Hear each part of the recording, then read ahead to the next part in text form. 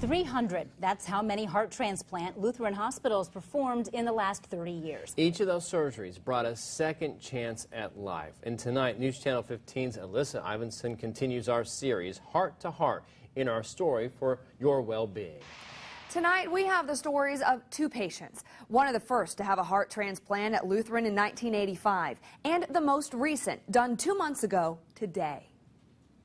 What if he doesn't get a heart? What if we only get this 6 months or the next year together?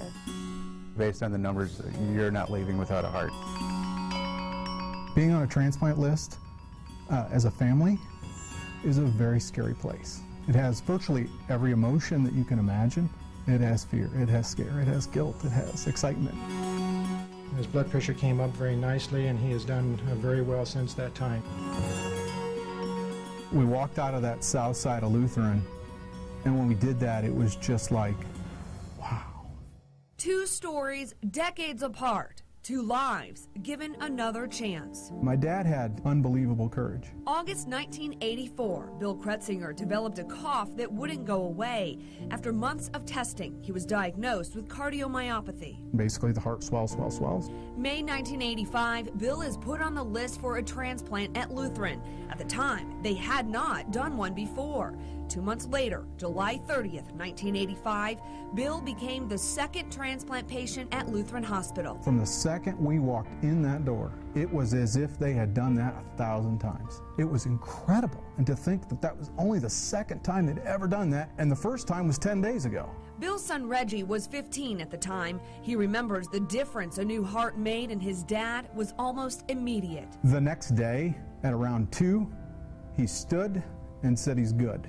Bill's donor was a 13-year-old boy killed in a moped crash. To help a stranger with the immaculate gift of kindness is unbelievable. You're the biggest hero, without question, without doubt. His heart gave Bill 18 and a half more years, the chance to see his children grow up, get married, have children of their own, to take trips and adventures, to live.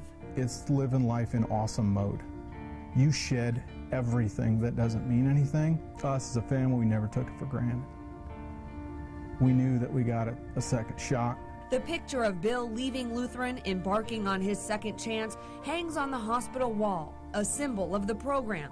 But to Reggie, it also is a message to other people waiting for a heart, a message of hope. Somewhere out there, there's a family, they're on the list. It's dark, they're worried, they're concerned. They're going to get through it, and it means that there's a point in time where you come out of that, and it's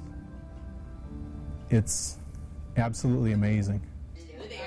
Jeff Mullen is just getting started on his post-transplant journey. And I'll think, wow, there's a completely different heart in here. Jeff was born with a heart defect. Surgeries and medications helped for years, and Jeff made do, even working in the restaurant service industry. I could carry a 50-pound CO2 jug up a flight of stairs and take a minute to kind of recover a little bit and then go back to work, and you just manage. I'm going to, work as hard as I can and do what I can while I can until somebody stops me, and they stopped me, so.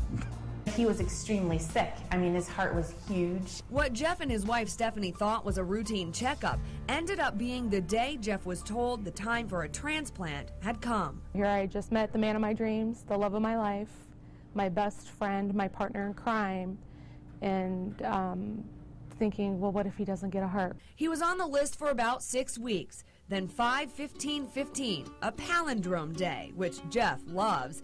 He became Lutheran's 300th heart transplant patient. I took the stairs coming up here, and didn't have any appreciable effort. Even just sitting here right now, I can't feel any palpitations.